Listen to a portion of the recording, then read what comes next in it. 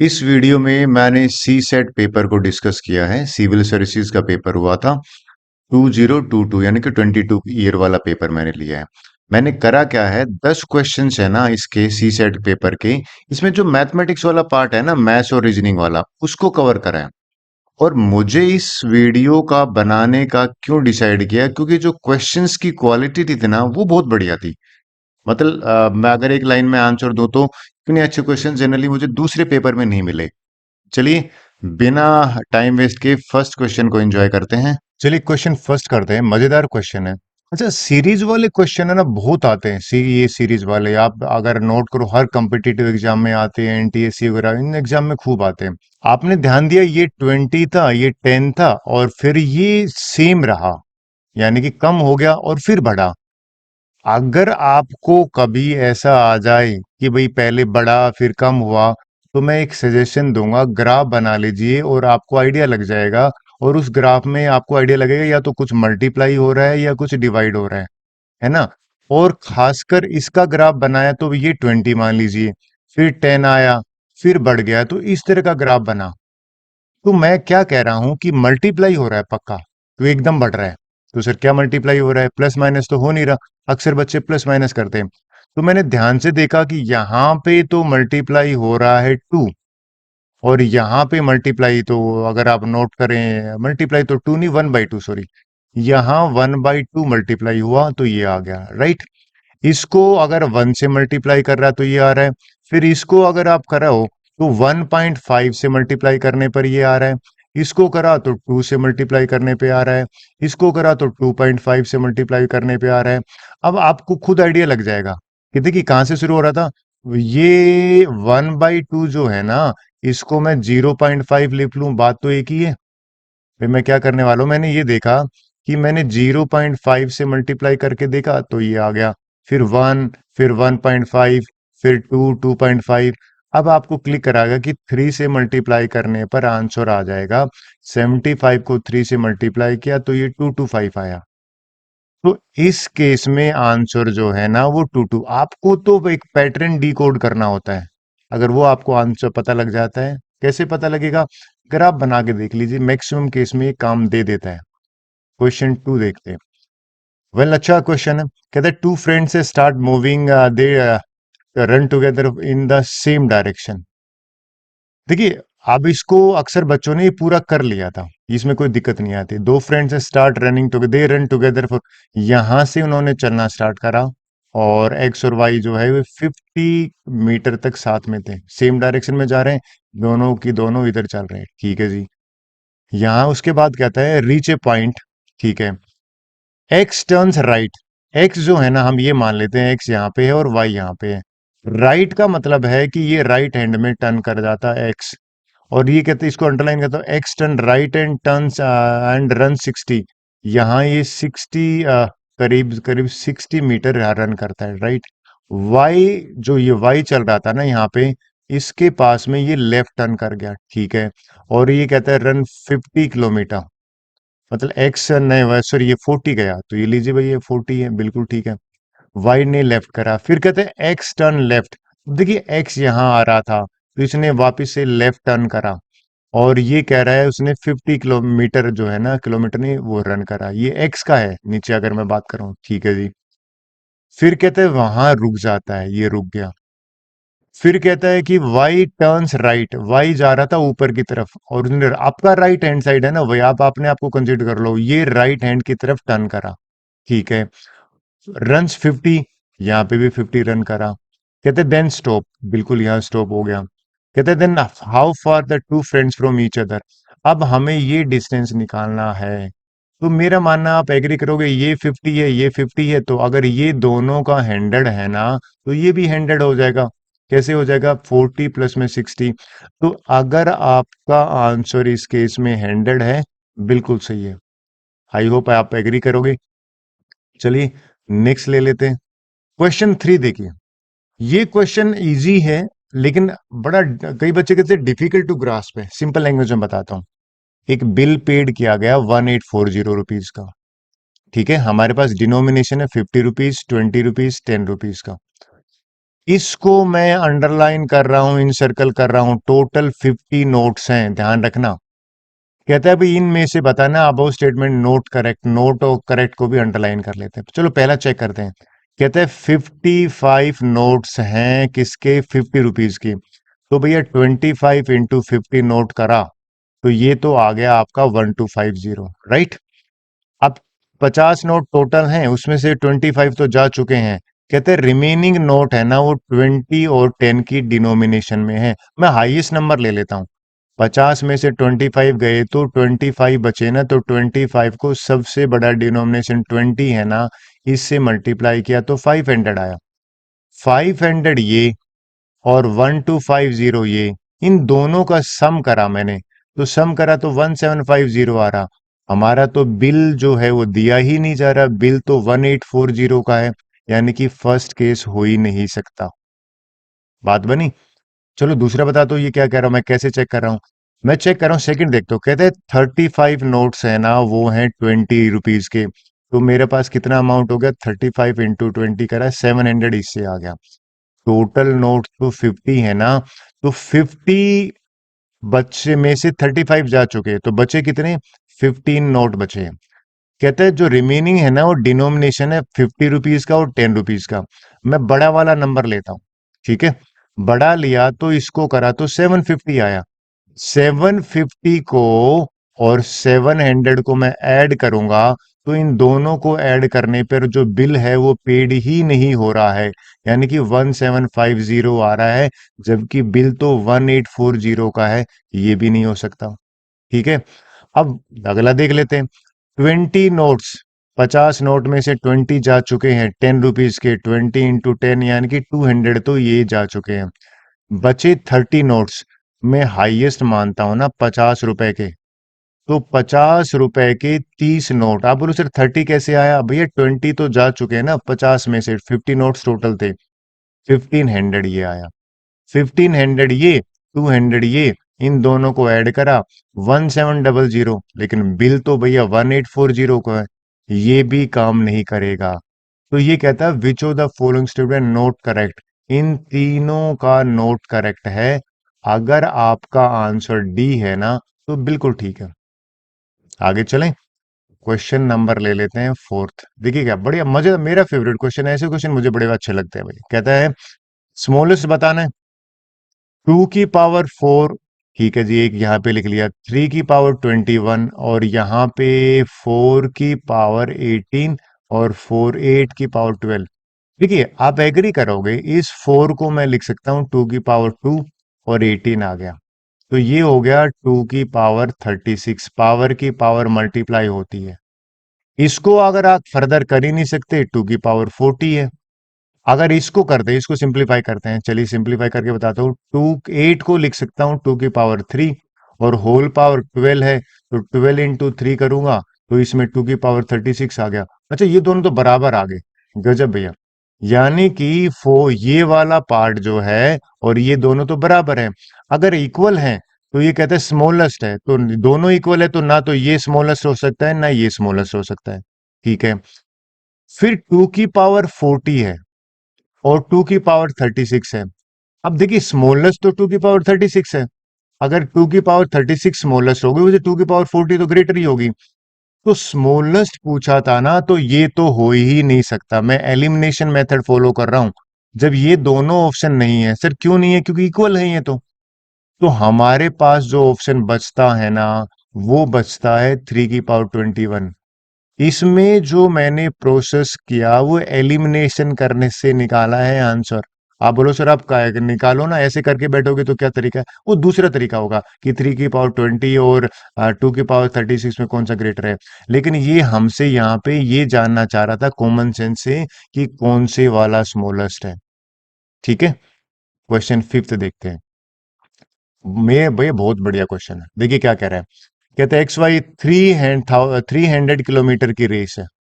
अब total distance है ना, जब तक दौड़ते रहेंगे जब तक उनकी घड़ी में 3 किलोमीटर कवर ना हो जाए, तो मैं इसको मीटर में ले लूँ तो 3000 मीटर कवर ना हो जाए। अलोंग ए सर्कुलर पार्क, ये सर्कुलर पार्क है। इस सर्कुलर पार्क की जो लेंथ है ना, सरकमफ्रेंस है, वो एक्चुअल में 300 मीटर दे रखी है। ठीक है, इसमें एक्स और वाई जो दोस्त है ना दो, उनकी रेशियो दे रखा है 3:2, रिलेटिव स्पीड है। ठीक है भैया, कहते हैं उन्होंने सेम डायरेक्शन में स्टार्ट करा, राइट। सेम डायरेक्शन का मतलब है कि एक्स ने भी यहां दौड़ना स्टार्ट करा, वाई ने भी यहां दौड़ना स्टार्ट करा, राइट भैया। कहता है how many times would they first one pass other, relative speed का है। आपने याद करा होगा, छोटी क्लास में पढ़ा था, अगर सेम डायरेक्शन में दो दौड़ते हैं, एक की स्पीड एक्स वाई है, तो आपको टीचर ने बताया था कि भाई रिलेटिव स्पीड निकालते हैं ना सेम डायरेक्शन में, तो ओवरटेक करने की स्पीड एक्स माइनस वाई आती है। लेकिन अगर डायरेक्शन एक दूसरे के अपोजिट होती, तो इस केस में जो रिलेटिव स्पीड है ना, वो आप भी मानते हो एक्स प्लस वाई होती। ये मेरे का मानना है, आपने पढ़ा होगा। तो सर आप यहाँ क्या करने वाले हो?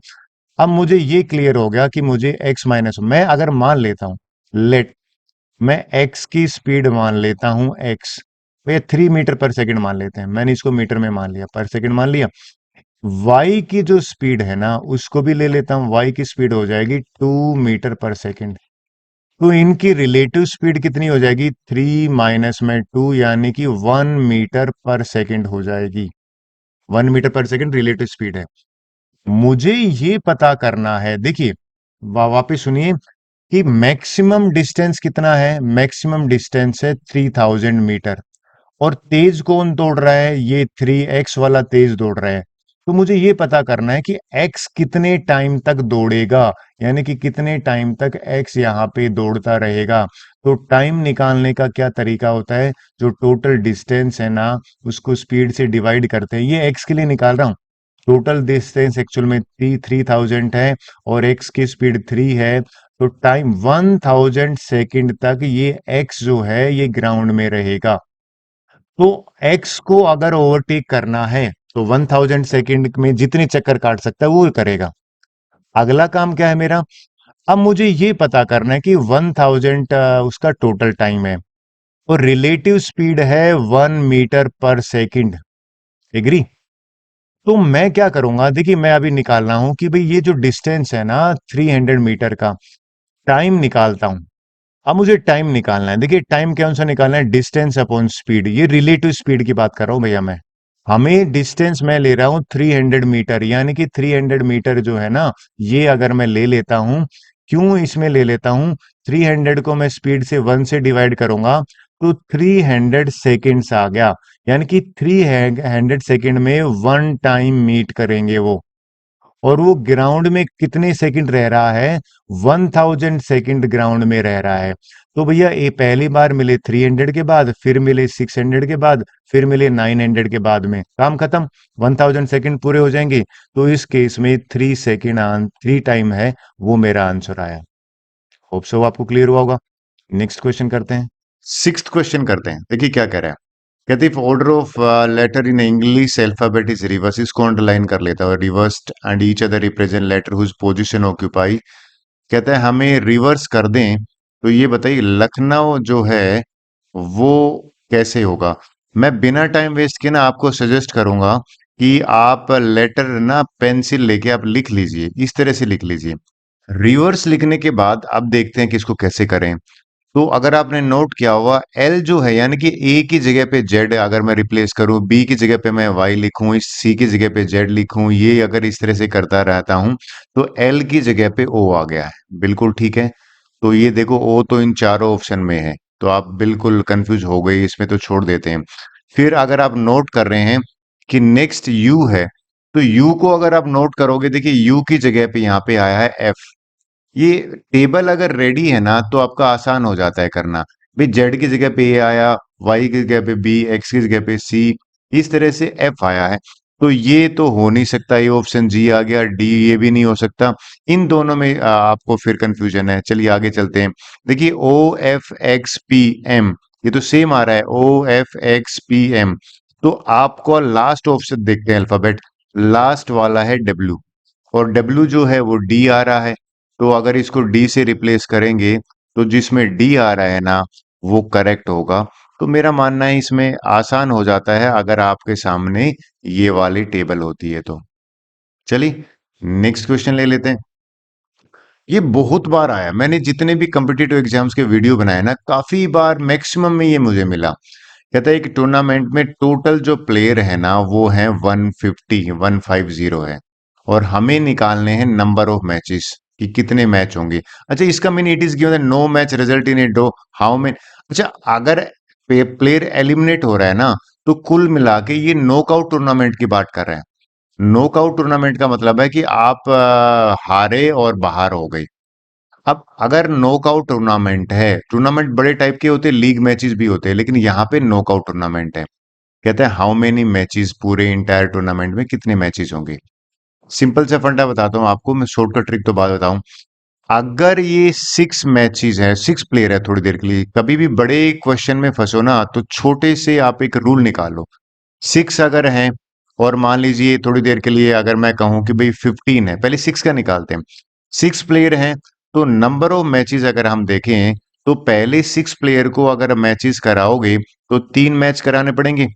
अब 3 मैच हो गए तो 3 प्लेयर हमारे विनर आ गए। एक को मैं बाई कर देता हूं, और एक का मैच कराना पड़ेगा, ठीक है। जो विनर आया है ना, उसके साथ में बाई वाले का मैच होगा। तो इन तीनों नंबर को ऐड करो, आंसर आ गया 3 + 1 + 1 5 आ गया। 5 मैचेस होंगे। सर एक क्यों, क्या बता रहे हो, मैं आपको ट्रिक बता रहा हूं कैसे निकालते हैं। 15 अगर हैं, तो 15 का अगर आप करोगे तो 7 तो मैचेस हो जाएंगे, एक ड्रॉ हो गया भाई, मतलब बाई में मिल गया उसको। अब बाहर 7 प्लेयर आ गए, 7 प्लेयर आ गए और एक प्लेयर बाहर बैठा हुआ था, तो टोटल 8 प्लेयर हो गए ना। अब हमें 4 मैच कराने पड़ेंगे। 4 प्लेयर आ गए, 4 मैच में अगर जिताने के लिए दो और कराने पड़ेंगे। अब 2 प्लेयर आग खेलेंगे तो एक मैच आएगा। अगर मैं इनको ऐड कर देता हूं, तो आपने कुछ ध्यान दिया, इनको ऐड करने पर जो सम आया है वो 14 आया है। अब मैं क्या सिखाना चाहता हूं वो देखिए आप। 6 प्लेयर थे, नंबर ऑफ मैचेस 5। 15 प्लेयर थे, नंबर ऑफ मैचेस 14। एक कम आ रहा है ना। तो यहाँ पे जो ट्रिक है ना, ट्रिक ये है, अगर जितने प्लेयर होते हैं, अगर आपसे कोई कहे ना कि n प्लेयर्स हैं, तो number of matches knockout tournament जो होते हैं ना, उसमें से एक कम होंगे, यानी कि n-1 आंसर होगा। अब इस 150 में से एक कम करोगे तो 149 होगा। अगर आपका भी आंसर 149 है तो बिल्कुल ठीक है। चलिए नेक्स्ट क्वेश्चन बताता हूं। अब ये क्वेश्चन जिसने परमुटेशन कॉम्बिनेशन करा है ना क्लास 11th का, उसके लिए तो बहुत आसान है। उसके तो एनसीईआरटी का ही क्वेश्चन है। बाकियों के लिए बड़ा मुश्किल हो जाता है। कहते हैं 3 डिजिट नेचुरल नंबर है without repetition, and there are each digit. 3 digit का है ना, तो मैंने 3 बॉक्स बना लिए, ठीक है।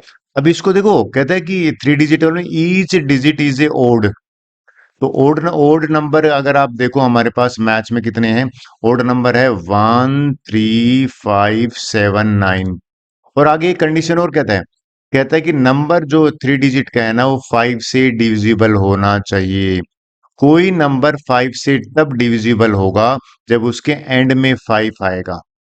अगर है ना, ये जो वंस प्लेस है ना, इस वंस प्लेस पे 5 आएगा। तो इसको तो फिक्स कर दिया हमने, यानी कि इस बॉक्स को भरने का तो एक वे है, और ये वाला चला गया, यानी कि हट गया। करेक्ट। अब हमारे पास कितने ओड नंबर बचे, अगर आप देखिए, ये तो इसमें तो आ गया था such that each digit is odd, ठीक है, नंबर इज डिजिटल 5। अब मेरे पास बचे 1 2 3 4 बचे। ये जो 4 है ना, इन इस बॉक्स को भरने के लिए मुझे 4 वेज हैं। इन चारों में से कोई भी उठा के मैं रख सकता हूं। अब चारों में से एक आ गया। अब जो 3 बचेंगे ना, अगला बॉक्स भरने के 3 तरीके हैं। तो अगर मैं इसको मल्टीप्लाई कर देता हूं, तो ये हो जाएगा 4 3 × 1 12। यानी कि आपका आंसर इस केस में आ जाएगा 12। ये क्वेश्चन को मैं बार बार इसलिए कहता हूं परमुटेशन कॉम्बिनेशन का क्वेश्चन है, पीएनसी का, क्योंकि ये आपको आना चाहिए, बहुत पूछा जाता है। और इसमें ध्यान देने वाली बात है कि ईच डिजिट ओड है, तो आपने ओड नंबर ही लेने थे। नंबर इज डिविजिबल बाय 5, तो 5 नंबर लेना था। आई होप आपको क्लियर हुआ होगा। नेक्स्ट क्वेश्चन ले लेते हैं। वेल अच्छा क्वेश्चन है। सिंपल है लेकिन थोड़ा सोचना पड़ रहा है। कहता भाई एक क्वेश्चन है, is x is a integer. आपसे किसी ने पूछा कि एक नंबर लिखा हुआ है पर्ची पे, क्या वो इंटीजर है, और दो क्लू दिए और ये बताने हैं कि ये दोनों स्टेटमेंट सफिशिएंट है या नहीं है। X is a integer. अब देखो पहले वाले को लोग x/3 is not a integer. मैं केस 1 ले लेता हूं। भाई मान लीजिए वो नंबर है ना 5 है, तो 5/3 करोगे नोट ए इंटीजर, बिल्कुल ठीक है। लेकिन वो नंबर मान लीजिए 6 है, तो 6/3 करोगे तो नंबर 2 आ रहा है, वो तो इंटीजर आ रहा है। किसी को नहीं पता है तो इंटीजर बताता हूँ। इंटीजर होते पूरे नंबर, 1.5 इंटीजर नहीं है, 2/3 इंटीजर नहीं है, फ्रैक्शन और ये इंटीजर नहीं होते। इंटीजर होते हैं या तो नेगेटिव नंबर या जीरो या पॉजिटिव नंबर, डेसिमल वाले इंटीजर नहीं होते। तो पहले केस में तो ये स्टेटमेंट तो कंप्लीट ही नहीं है। एक्स की वैल्यू तो हमें पता ही नहीं है ना क्या है, तो दिस इज नॉट कंप्लीट।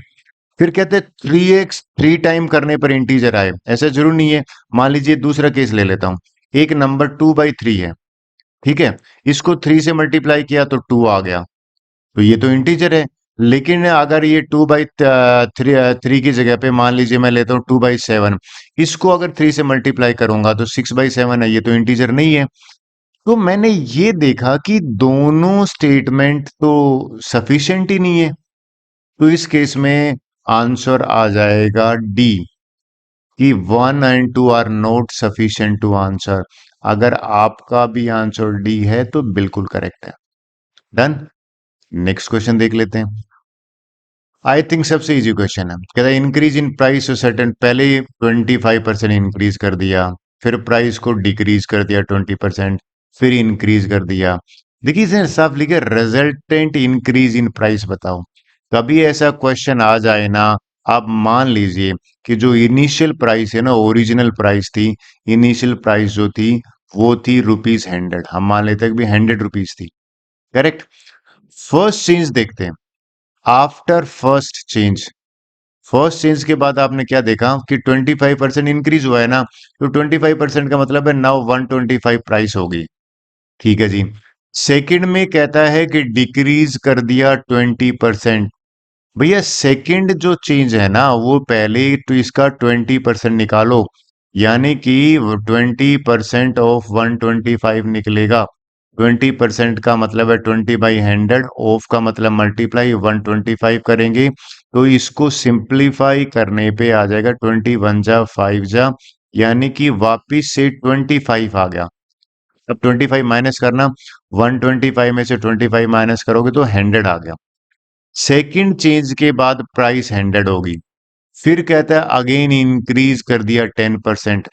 जो थर्ड चेंज है ना वो कहता है 10% इंक्रीज करा है।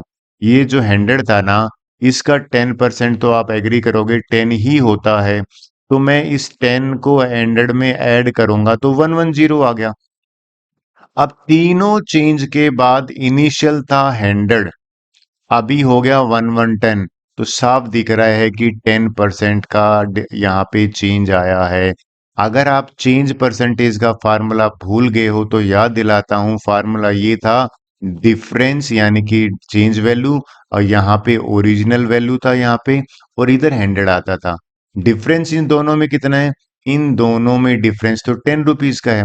ओरिजिनल वैल्यू कितनी है, 100 है, और ये भी 100 है, तो चेंज यहाँ पे 10% का ही आया, तो ये बी आंसर है।